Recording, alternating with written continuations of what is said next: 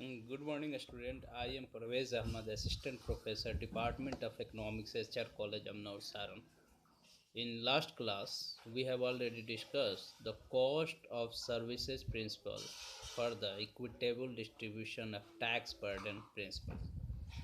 ये जैसा कि हम लोगों ने लास्ट क्लास में कॉस्ट ऑफ सर्विस प्रिंसिपल पढ़ा, किसके लिए?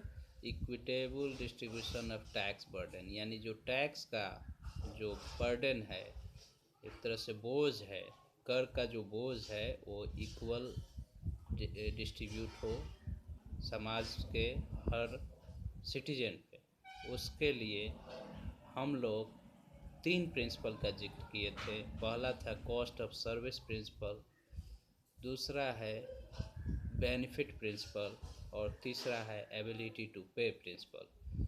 तो आज हम पब्लिक फाइनेंस के बीए पार्ट 2 स्टूडेंट के सिलेबस से हम लोग पढ़ने जा रहे हैं benefit principle of equitable distribution of tax burden. तो इस टॉपिक को हम लोग स्टार्ट करते हैं। Let us start this topic, that is benefit principle of equitable distribution of tax burden. This principle suggests that the burden of taxes should be distributed among the taxpayers in relation to the benefits enjoyed by them from government services or social goods.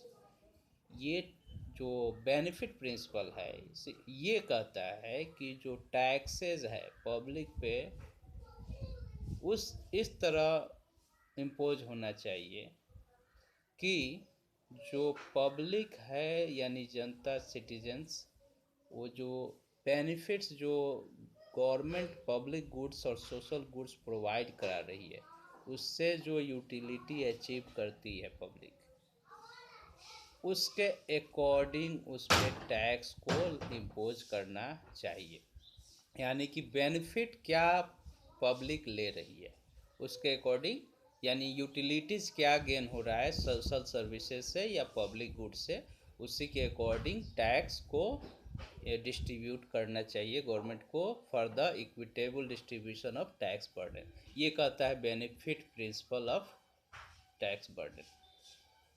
This means that those who get more benefits from the public good should be ready to pay more taxes than others।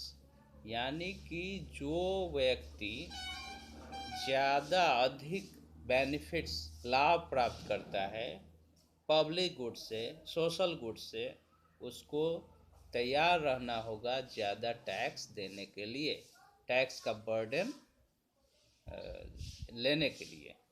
यानी कि tax उन पे ज़्यादा लगना चाहिए जो ज़्यादा social services से बेनिफिट प्राप्त करते हैं। ये कहता है benefit principle of tax burden. It means that every citizen should pay tax in proportion to the utility he derives from the public goods and services। इसका अर्थ ये हुआ कि हर नागरिक को जो टैक्स देना होगा वो जो यूटिलिटी पब्लिक सर्विसेज से या सोशल गुड्स से, जो सोशल सर्विस या सोशल गुड्स, पब्लिक सर्विस और पब्लिक गुड्स से जो यूटिलिटी उपयोगिता वे नागरिकों को मिल रहा है उसके अकॉर्डिंग टैक्स उनको देना होगा गवर्नमेंट को।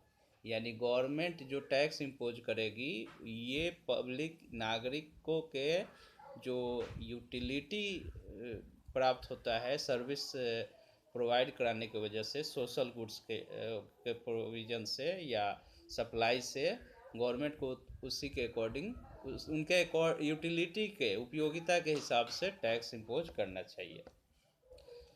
इसका अर्थ ये हुआ कि जो ज़्यादा अगर यूटिलिटी गेन कर रहे हैं उस सोशल सर्विसेज से या पब्लिक गुड्स से तो ज़्यादा टैक्स उन पे लगना चाहिए, और जो कम बेनिफिट प्राप्त कर रहे हैं यानी यूटिलिटी कम ले रहे हैं सोशल सर्विसेज से जो गवर्नमेंट प्रोवाइड कर रही है उन पे कम टैक्स लगना चाहिए। अब बात करते हैं कि कुछ मेरिट्स और डिमेरिट्स हर थ्योरीज में होते हैं। तो the main merit of this principle is that it assumes that the imposition of taxes is justified by the benefits involved in the public goods. इसका अर्थ ये हुआ कि जो मेन बेनिफिट हो, लाभ है इस टैक्स सिस्टम का, बेनिफिट प्रिंसिपल पे जो आधारित हो, उसका ये है कि जो बेनिफिट इसका ये है कि जो गवर्नमेंट सर्विस प्रोवाइड करा रही है उससे जो बेनिफिट सिटीजन्स लेते हैं, लाभ लेते हैं, उसके अकॉर्डिंग उस पर टैक्स लगेगा। तो ये ऑलरेडी इक्वलिटी पे बेस होगा, यानी डेमोक्रेटिक कंट्रीज़ में डेमोक्रेटिक वे हो गया इकोनॉमी का, टैक्स का डेमोक्रेटिक सिस्टम हो जाएगा, क्योंकि ये जस्टिफाई किया जा सकता है कि जो ज़्यादा यूटिलिटी गेन कर रहे हैं सोशल सर्विसेज से या सोशल गुड्स से, वो ज़्यादा से ज़्यादा पे करेंगे, और जो कम बेनिफिट पाते हैं वो कम टैक्स पे करेंगे। तो यहाँ अब बात करते हैं, it also implies the voluntary exchange principle. एक तरह से ये इच्छा पे है कि खुद अगर हम बेनिफिट ले रहे हैं तो एक टैक्स देने के लिए हम रेडी रहें। But this principle has many drawbacks. इस प्रिंसिपल पे भी, जो बेनिफिट प्रिंसिपल है टैक्स बर्डन का, इसमें भी कुछ कमियां हैं, खामियां हैं, सीमाएं हैं। वो इस प्रकार है। First one is, it is very difficult to measure the benefit enjoyed by an individual from public services। यानी कि जो पब्लिक सर्विसेज गवर्नमेंट प्रोवाइड कराती है, सप्लाई करती है, पब्लिक गुड्स, सोशल गुड्स और कलेक्टिव गुड्स, उससे इंडिविजुअल व्यक्ति कितना बेनिफिट ले रहा है, इसको मेज़र करना बहुत बड़ा डिफ़िकल्ट टास्क है। तो इस तरह से हम कह सकते हैं बेनिफिट प्रिंसिपल में भी ये ड्रॉबैक है कि यूटिलिटी कौन पब्लिक सर्विस से ज़्यादा ले रहा है, कम ले रहा है, उसको मेज़र करना टफ है, जिससे हमें टैक्स के बारे में भी कितना टैक्स लगाएं ये डिसीजन लेना बहुत ही मुश्किल हो जाएगा। अब दूसरा drawback, there are certain public goods which satisfy collective wants and are not subject to voluntary exchange principle। जैसा कि हम लोग बात करते हैं कि कुछ ऐसी पब्लिक गुड्स होती है, सोशल गुड्स होती है, जिसको प्रोवाइड गवर्नमेंट वेलफेयर को प्रमोट करने के लिए करती है। तो इससे हम लोग ये सब प्रॉब्लम आएगा यहाँ कि बेनिफिट कौन ले रहा है, नहीं ले रहा है, उस बेस पे यूटिलिटी किसको मिल रहा है, नहीं मिल रहा है, उस बेस पे टैक्स लगाएंगे। तो poorer sections of the people का वेलफेयर का जो कंसेप्ट है वो छोड़ना पड़ेगा। तो यहाँ हम कह सकते हैं कि टैक्स बर्डन यहाँ पे भी इक्विटेबल लगेगा। तो यहाँ प्रॉब्लम ये आएगा बेनिफिट प्रिंसिपल से कि हम डिसाइड नहीं कर पाएंगे कि सोशल गुड्स सोशल वेलफेयर के लिए प्रोवाइड करें या ना करें। जैसे कि सोशलिस्ट पैटर्न ऑफ इकोनॉमी जहाँ पे है, या सोशल वेलफेयर मेन ऑब्जेक्टिव है, वहाँ पे अगर हम बेनिफिट प्रिंसिपल पे टैक्स इम्पोज करेंगे तो गरीबों को भी शिक्षा के लिए पेमेंट करना पड़ेगा, पे करना पड़ेगा, कॉस्ट बियर करना पड़ेगा। तो यह दूसरा ड्रॉबैक है।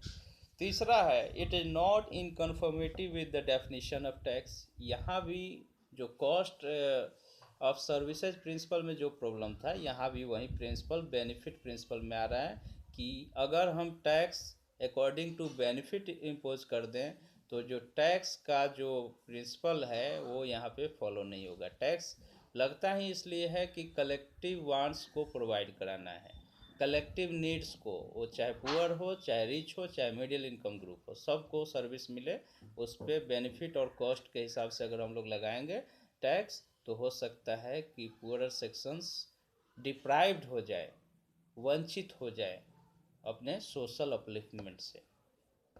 चौथा है, the principle is also not conducive to general welfare which requires redistribution of income in favour of the poorer section through public welfare programmes.